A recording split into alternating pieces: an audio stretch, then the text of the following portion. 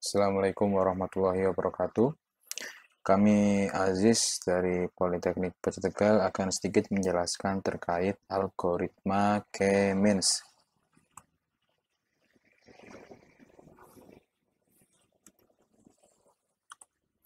K-means adalah algoritma clustering yang mengelompokkan tiap data pada dataset tanpa atribut label ke klaster terdekat dengan cara menghitung jarak data ke pusat klaster atau sentroid dan mengelompokkan data ke dalam klaster yang memiliki jarak terdekat pada sentroid bersangkutan.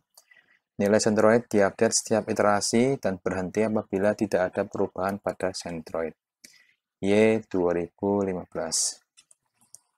Tahapan algoritma K-means menurut Nong Y 2015. Yang pertama adalah siapkan dataset, kemudian menentukan jumlah klaster K yang diinginkan, kemudian inisialisasi pusat klaster secara random, kemudian yang ketiga menghitung jarak tiap data atau objek ke tiap sentroid menggunakan Euclidean distance dengan rumus seperti tertera pada layar, dengan keterangan N adalah banyaknya klaster, kemudian XI adalah atribut data, kemudian YI adalah atribut sentroid. Kemudian yang keempat, mengelompokkan data atau objek dengan klaster terdekat, kemudian menghitung nilai sum of square errors menggunakan rumus SSE dengan keterangan sebagai berikut. K adalah jumlah klaster, kemudian X adalah atribut data, kemudian XCI adalah atribut sentroid, kemudian CI adalah sentroid. Kemudian nomor 5, menghitung kembali pusat klaster sentroid dengan keanggotaan klaster sekarang. Langkah ke-6, mengulang kembali langkah ke-3 sampai ke-5 dengan pusat klaster sentroid terbaru. Langkah ke-7, jika pusat klaster sentroid tidak berubah, maka proses pengklasteran dihentikan. Oke. Sekarang kita mencoba untuk praktek lebih detail lagi. Yang pertama, kita menyiapkan dataset. Saya menyiapkan data bunga iris. Data ini saya ambil hanya 9 data. Masing-masing data ini memiliki 4 atribut. Atribut A1, A2, A3, A4. Dan yang saya ambil ada 9.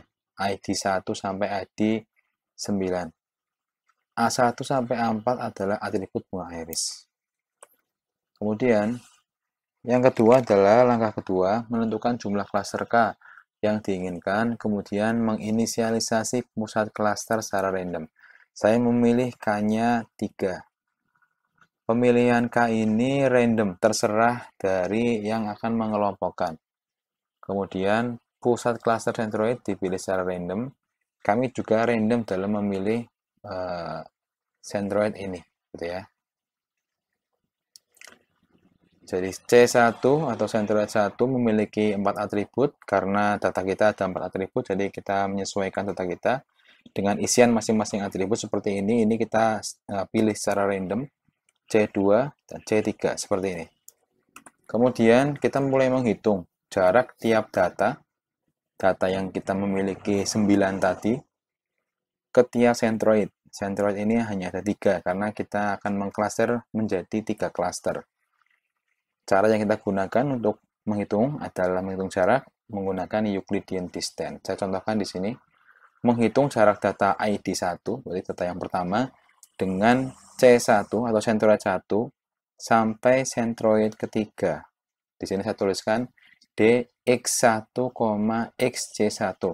Artinya X1 itu data pertama, XC1 artinya dia sentroid pertama. Oke ya. Perhatikan kotak merah ini.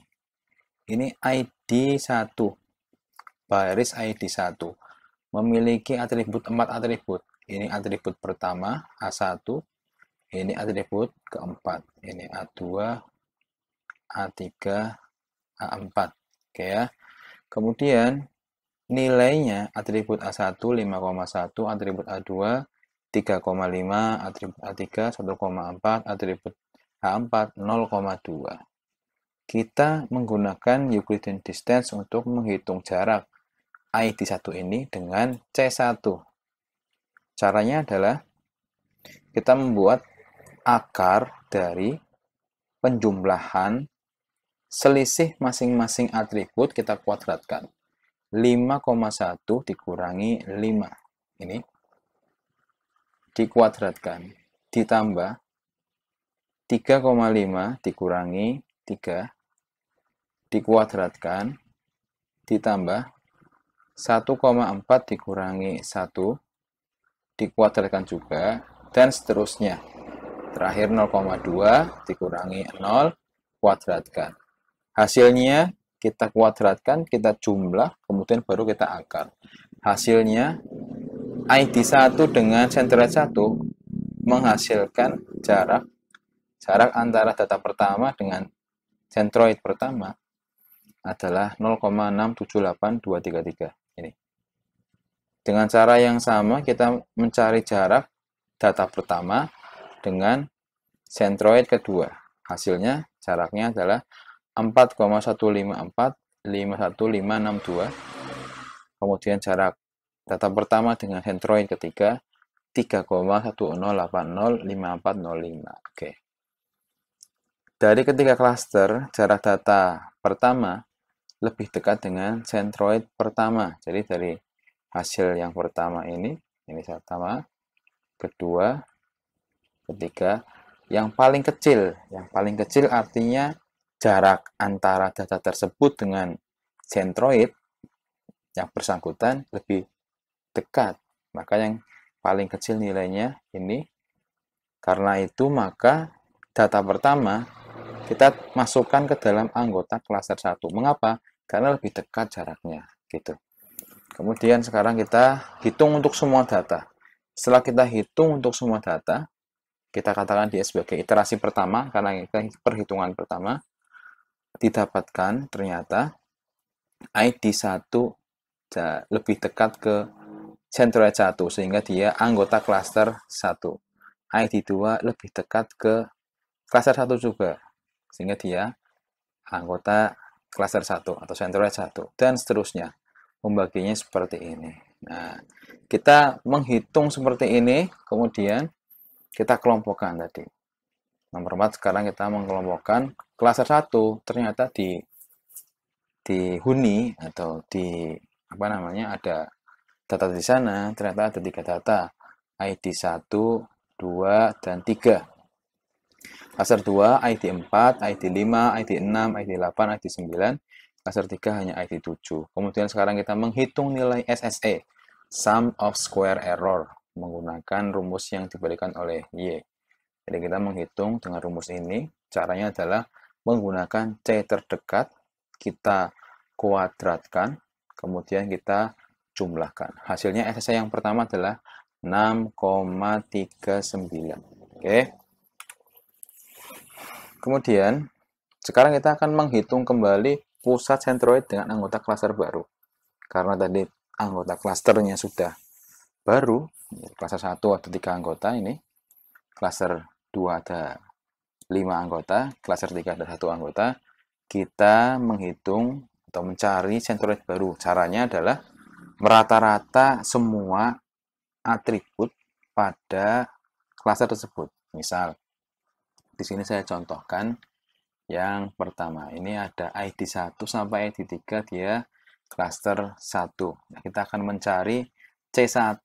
Kita akan mencari C1. Caranya adalah karena atributnya A1-nya ada 3, kita jumlahkan semuanya.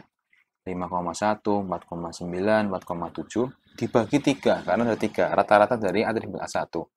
Ini caranya seperti ini. Gini. Begitu juga dengan A2, A3 dan A4.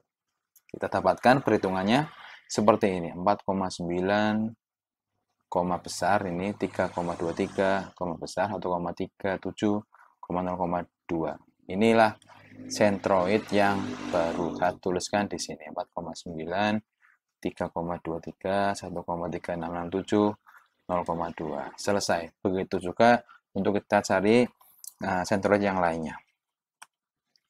Kemudian setelah centroidnya didapatkan, kita mengulangi langkah 3 sampai langkah 6, yaitu menghitung jarak centroid yang baru ke tiap data. Nah, setelah dihitung akan jadi seperti ini. Jadi cluster 1 anggotanya tetap, tidak ada perubahan. Cluster 2 anggotanya baru, ada beberapa, ada ID 9 yang keluar. Cluster 3 anggotanya baru. Kita menghitung SSE. Ternyata nilai SSE-nya setelah kita hitung menurun. Jadi kalau dia semakin kecil, maka perhitungan kita semakin membaik. Seperti itu.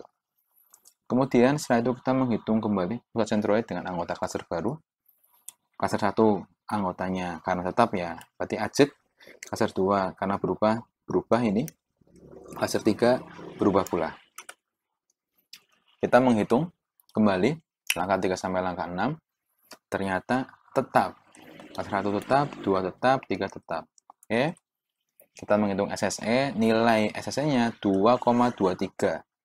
Lebih kecil dari nilai SSE sebelum ini. Karena nilai akhirnya segini dan lebih kecil, maka cluster yang terbentuk tetap seperti berikut. Ini. Nah, berarti karena nilainya lebih kecil lagi, maka klasternya selesai dan ini hasil terakhirnya. Itu mungkin yang bisa kami sampaikan, semoga bisa dipahami oleh semuanya. Apabila ada pertanyaan, silakan bisa chat di kolom komentar, semoga bisa kita jawab dan kita bisa diskusikan bersama-sama. Terima kasih. Assalamualaikum warahmatullahi wabarakatuh.